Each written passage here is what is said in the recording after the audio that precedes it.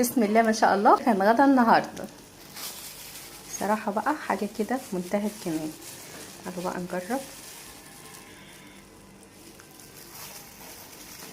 خطيره وفي منتهى الجمال. حطيت مكعب من الزبده، حته صغيره من الثوم، وهقلبها كويس في السمنه البلدي، وهنزل بالطماطم بسم الله وهقلبها كده.